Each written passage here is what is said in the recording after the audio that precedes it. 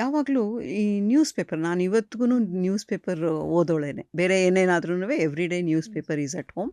ಮುಂಚೆಯಿಂದನೂ ನ್ಯೂಸ್ ಪೇಪರಲ್ಲಿ ಯೂಶಲಿ ಸುದ್ದಿಗಳಲ್ಲಿ ಈ ಪಾಲಿಟಿಕ್ಸು, ಕ್ರಿಕೆಟು ಅದು ಎಲ್ಲ ಬಿಟ್ಟು ಕ್ರೈಮೋ ಇಲ್ಲದ್ರೆ ಇನ್ನೇನೋ ಒಂದು ಜಗಳದ್ದೋ ಏನೇನೋ ಬೇರೆ ಸುದ್ದಿಗಳು ಇರುತ್ತಲ್ವ. ಆ ಸುದ್ದಿಗಳು ಓದಿದಾಗ ನನಗೆ ಇದು ಈ ಥರ ಅಲ್ಲದೆ ಸುದ್ದಿ ಥರ ಅಲ್ಲದೆ ಇನ್ನೊಂದು ಥರ ಇದ್ದರೆ ಹೇಗೆ ಅನ್ನೋ ಯೋಚನೆ. ಆ ಯೋಚನೆ ಕಾಡ್ದಾಗಷ್ಟೇ ಒಂದು ಕತೆ ಹುಟ್ಟುತ್ತೆ. ಇವಾಗ ಫಾರ್ ಎಕ್ಸಾಂಪಲ್ ಫಣೀಶ್ ಮೂರ್ತಿ ಅಂತ ಇನ್ಫೋಸಿಸಲ್ಲಿ ವರ್ಕ್ ಮಾಡೋರು. ಅವ್ರನ್ನ ಏನೋ ಸೆಕ್ಷುವಲ್ ಹರಾಸ್ಮೆಂಟ್ ಅಂತ ಒಬ್ಳು ಕೇಸ್ ಹಾಕಿದ್ಲು. ಅವ್ರ ಕೆಲಸದಿಂದ ತೆಗೆದು ಇದು ಅಮೇರಿಕಲಾಗಿತ್ತು. ಅದು ನ್ಯೂಸ್ ಸ್ಟಾರ್ಟ್ ಆದಾಗ ನನಗೆ ಅದು ತುಂಬ ಕಾಡ್ತು. ಅಕಸ್ಮಾತ್ if that man is innocent ಅಂತ.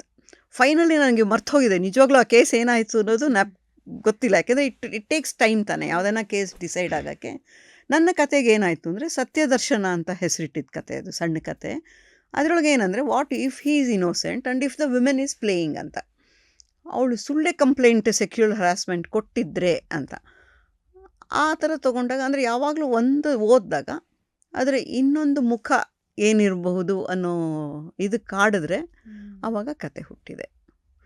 ಸೊ ಜೊತೆಗೆ ಇನ್ಯಾರೋ ಏನೋ ಹೇಳಿರ್ತಾರೆ ಅವ್ರದ್ದು ಸಮಸ್ಯೆ. ನಮ್ಮ ಅಕ್ಕ ಯಾವುದೋ ನೋಡಿ ಅವ್ರ ಮನೇಲಿ ಹಂಗಾಯ್ತಂತೆ ಅಂತಂದರೆ ಅದು ಒಂದು ಕಥೆ ಆಗತ್ತೆ.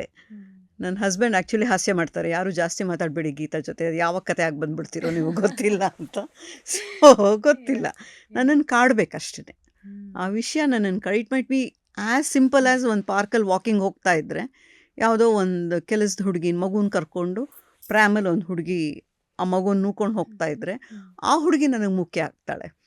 ಅವಳು ಎಂಥ ಮನೆಯಿಂದ ಬಂದಳು, ಅವಳಿಗೆ ಈ ಕೆಲಸ ಯಾಕೆ ಮಾಡ್ತಾ ಇದ್ದಾಳೆ, ಈ ಕೆಲಸಕ್ಕೆ ಇಟ್ಕೊಂಡವ್ರ ತಲೆಯಲ್ಲಿ ಏನು ನಡೀತಾ ಇದೆ, ಅದು ಯಾವ ಧೈರ್ಯದ ಮೇಲೆ ಮಗುನ ಈ ಪ್ರ್ಯಾಮಲ್ ನುಕ್ಕು ಒಂದು 12 ವರ್ಷದ ಹುಡುಗಿ ಜೊತೆ ಕಳಿಸ್ತಾರೆ. ಅದು ಅಷ್ಟು ಸುದ್ದಿ ಓದ್ತಾ ಇರ್ತೀವಿ.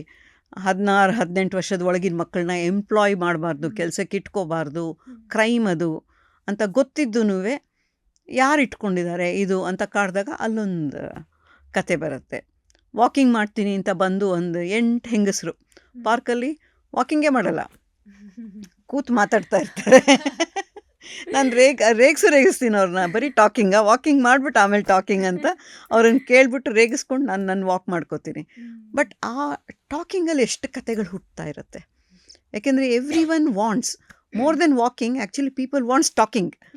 ಮಾತು ಎಷ್ಟು ಮುಖ್ಯ. ಯಾಕೆಂದರೆ ಒಳಗಿದ್ದೊಂಚೂರು ಹೊರಗೆ ಬಂತು ಅಂದರೆ ಅವ್ರ ಮನೆಗೆ ಒಂದು ಸ್ವಲ್ಪ ರಿಲೀವ್ಡ್ ಆಗಿ ಹೋಗ್ತಾರೆ, ಶೇರ್ ಆಗಿರುತ್ತಲ್ಲ. ಸೊ ನನ್ನ ಕತೆಗಳು is A relief for me.